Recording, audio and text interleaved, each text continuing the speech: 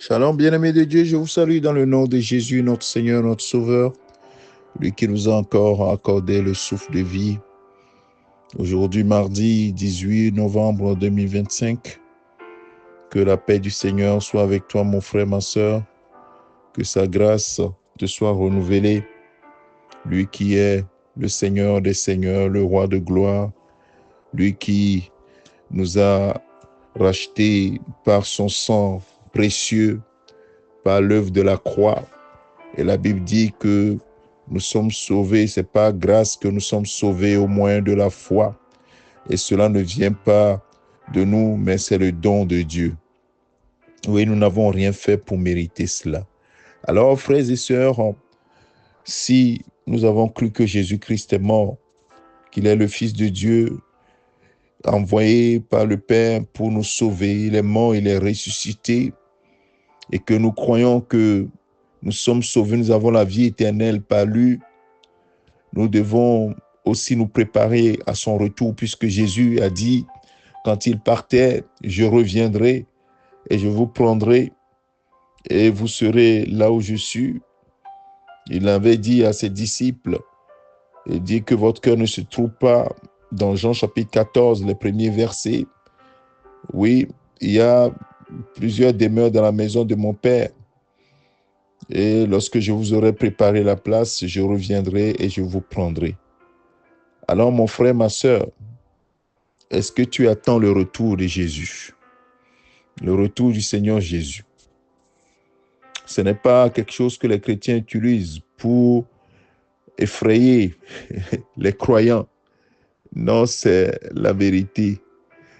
C'est la vérité que la parole de Dieu nous enseigne.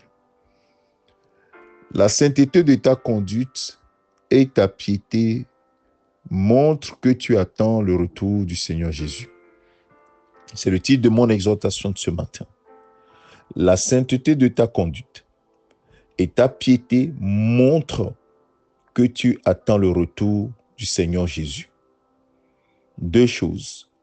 Et nous allons appuyer ce thème par un passage de 2 Pierre chapitre 3, deuxième livre de Pierre, deuxième lettre de Pierre, chapitre 3. On va lire le verset 10 et le verset 11. Verset 10 et verset 11, peut-être que nous allons aller plus loin. Je vais lire quelques versets de plus. Le jour du Seigneur, verset 10, le jour du Seigneur viendra comme un voleur. En ce jour, les cieux passeront avec fracas, les éléments embrasés se dissoudront, et la terre, avec les œuvres qu'elle renferme, sera consumée. Verset 11, puisque donc toutes ces choses doivent se dissoudre, quelles ne doivent pas être la sainteté de votre conduite et votre piété, tandis que vous attendez et hâtez l'avènement du Seigneur, l'avènement plutôt du jour de Dieu, à cause duquel les cieux enflammés se dissoudront et les éléments embrasés se fondront. Nous attendons le retour de notre Seigneur. Tandis que vous attendez à l'avènement du jour de Dieu, l'avènement du Seigneur, mon frère, ma sœur, quelle doit être ta conduite? Ici, la Bible nous dit que nous devons marcher dans la sainteté de notre conduite et notre piété. De quoi l'apôtre Pierre est en train de parler? Lorsque nous attendons le retour de quelqu'un, nous nous préparons. Nous nous préparons à l'accueillir, puisque nous savons qu'il va arriver. Et ici, à l'occurrence, notre Seigneur, nous savons qu'il va revenir, mais nous ne savons pas quand. C'est pourquoi nous devons être prêts à tout moment. Aujourd'hui, je dois être prêt. Ce matin, je dois être prêt. Le soir, il faut que je sois prêt. Je dois être prêt à tout moment, puisque la Bible dit qu'il viendra comme un voleur. Le voleur ne prévient pas avant de venir. Mais ce n'est pas ça le plus important pour moi. Comment se préparer? Ce matin, j'aimerais me concentrer sur comment tu dois te préparer, mon frère, ma sœur. On dit, puisque tu sais que ces choses doivent arriver, assurément, quelle ne doit pas être la sainteté de ta conduite et ta piété. La sainteté. La sainteté de quelque chose, lorsqu'on dit le mot grec qui a été traduit par sainteté ou bien saint, c'est hagio. Hagio et le Saint-Esprit, hagio pneumatos, c'est le Saint-Esprit, l'Esprit qui est saint. Le pneuma qui est saint.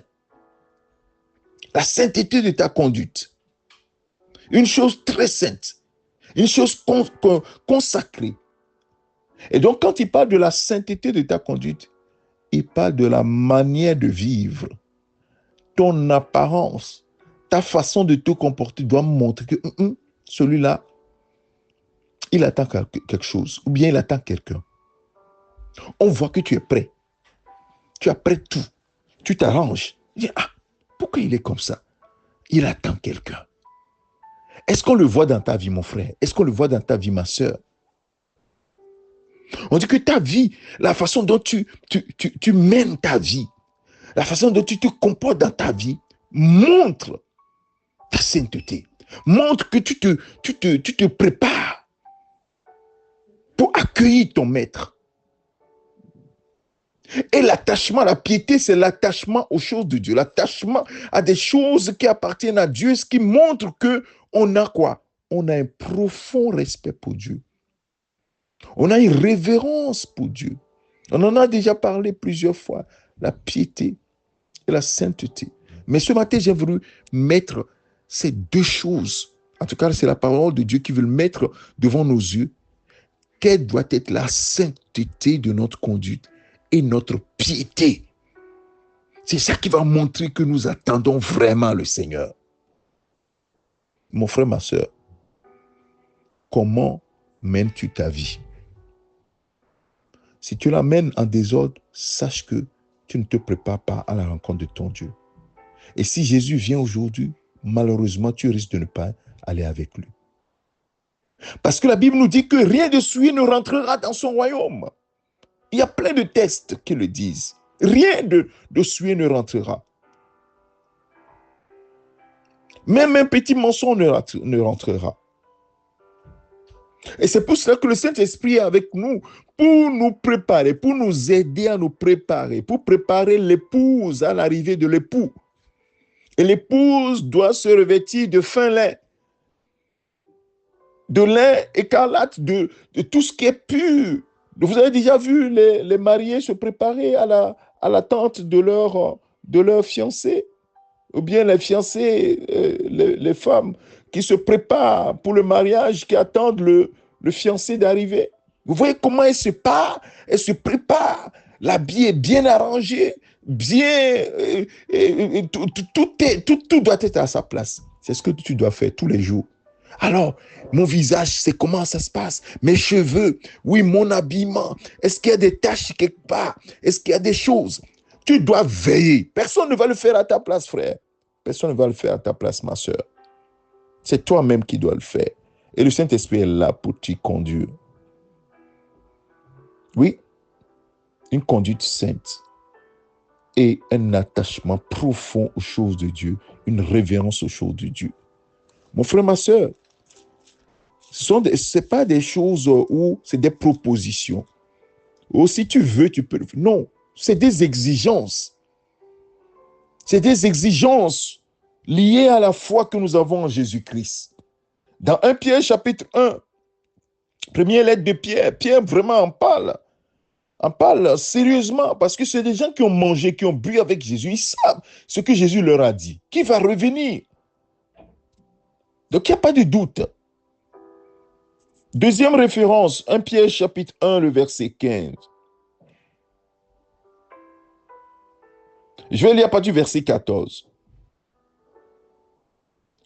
Comme des enfants bien-aimés, comme des enfants obéissants, ne vous conformez pas aux convoitises que vous aviez autrefois quand vous étiez dans l'ignorance. Mais, puisque celui qui vous a appelé est saint, vous aussi soyez saints dans toute votre conduite. Selon qu'il est écrit, verset 16, selon qu'il est écrit, Vous serez saints car je suis saint. Mon frère, ma soeur, dans les 2 lettres, l'apôtre Pierre a parlé de ça. C'est très important, mon frère, ma soeur.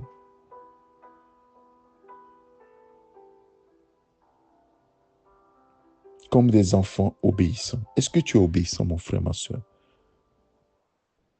Est-ce que tu es obéissant à cette parole qui sort là? Est-ce que quelque chose se passe dans ton cœur? Comme des enfants obéissants, ne vous conformez pas aux convoitises que vous aviez autrefois. Si ta façon de marcher, ta manière de marcher, ta façon de vivre n'a pas changé, mon frère, ma soeur, je doute que tu sois sauvé. Parce que tu ne peux pas dire que tu es sauvé et que rien n'a bougé dans ta vie. Que tu ne te prépares pas à la rencontre de ton Seigneur. Que ta conduite n'est pas sainte. Ta conduite n'est pas... Et tu ne marches pas dans la piété. Je doute. Puisque la Bible dit que quand nous sommes sauvés, nous avons l'Esprit de Dieu qui vient en nous, qui témoigne à notre esprit que nous sommes devenus des enfants de Dieu. Nous ne pouvons plus marcher comme nous marchions avant. C'est ce que l'apôtre est en train de dire ici. Ne vous conformez pas au siècle présent, ce que vous faisiez autrefois, quand vous étiez dans l'ignorance, quand vous ne connaissiez pas Christ. Et maintenant que vous le connaissez, mais marchez d'une manière sainte, avec piété. Puisque celui qui vous a appelé est saint, vous aussi soyez saint dans toute votre conduite. Toute votre conduite, pas certaines conduites, mon frère. Ta façon de parler, sois saint dans ta façon de parler, dans ta façon de parler. Sois saint dans ta façon d'agir. Sois saint dans ta façon de réagir avec le monde. Sois saint dans ta conduite avec tes collègues de travail, avec les membres de ta famille. La sainteté de ta conduite. Et que ta conduite montre que tu as la crainte de Dieu, tu as la révérence pour Dieu. Au travail, tu n'as pas besoin de brandir ta Bible. Les gens doivent voir que non, celui-là, il marche d'une manière sainte. Celui-là, c'est un homme pieux. Celle-là, c'est une femme pieuse. Parce qu'elle a une crainte de Dieu qui se voit dans tout ce qu'elle fait, dans sa façon de parler, dans sa façon d'agir. Est-ce que c'est ça ton cas, mon frère, ma soeur? Si ce n'est pas ton cas, ben tu peux prendre la décision maintenant. Maintenant, tu peux prendre la décision. À l'instant même où tu écoutes ce message, prends la décision. Maintenant, je vais veiller sur ma façon de marcher. Je vais renoncer à certaines choses que je fais qui ne sont pas dignes de Dieu. Et je vais adopter une manière de vivre qui montre que je suis ça, qui montre que j'ai la crainte de Dieu en moi. Je remercie le Seigneur parce que tu viens de prendre cette décision. Alors marche dans cette décision. Le Saint-Esprit va t'aider. Nous allons prier. Père, merci à toi pour ta fidélité et ton amour.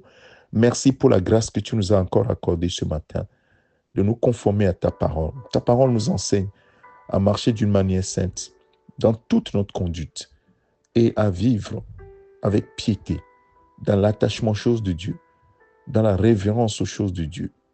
Oui, Seigneur, merci à toi. Nous voulons avoir ta crainte dans notre cœur.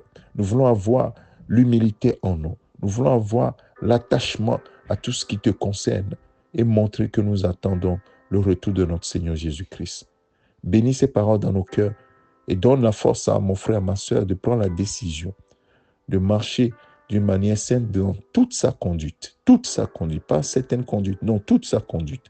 Béni sois-tu, Père, toi qui es fidèle, et tu le fais parce que nous avons prié, nous avons demandé, et par la puissance qui agit en nous, tu fais infiniment au-delà de tout ce que nous demandons, tout ce que nous pensons. C'est à toi que revient toute la gloire.